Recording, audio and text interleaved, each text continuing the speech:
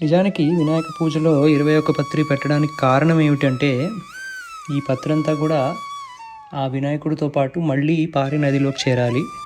దానిలో ఉన్న ayurvedic properties అన్నీ కూడా ఆ నదిలో కలిసి, ఆ పుప్పొడి, ఆ నీరు ఎప్పుడైతే మన క్యాటిల్ అంటే ఆవులు వీటివి ఎప్పుడైతే అవి తాగుతాయో, వాటికి ఇండైజెషన్ ప్రాబ్లమ్స్ కానీ, అవి చెప్పుకోలేని సర్టెన్ డిసీజెస్ కూడా ప్రివెంట్ చేసే శక్తి ఈ యొక్క 21 హర్బల్ ప్రాపర్టీస్ ఉన్న పత్రిలో ఉంది అని మనం చూస్తున్నాము. అందుకే ఋషులు ఈ విధంగా ఈ పూజను ప్లాన్ చేశారు.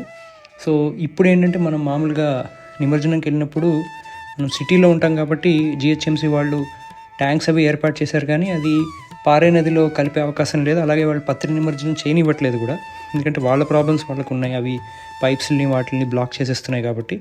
సో మీరు శాస్త్రీయంగా నిమజ్జనం చేయించుకోవాలి అనుకుంటే కనుక, మీరు పూజ అయిపోయిన తర్వాత మేము ఇచ్చిన బాక్స్లోనే వినాయకుడిని మళ్ళీ పత్రిని పెట్టేసి ఈ కింద ఉన్న కరిష్యే ఆఫీస్ అడ్రస్కి కనుక మీరు పంపించేస్తే, మేము అన్ని వినాయకుడిని ఒకేసారి తీసుకెళ్ళి మా గురువుగారితో పాటు శాస్త్రోక్తంగా నిమజ్జనం చేసి ఆ పుప్పడి కూడా నది నీళ్ళల్లో కలిపి తీసుకొచ్చేస్తాం. ఓం శ్రీ గురుభ్యో నమః.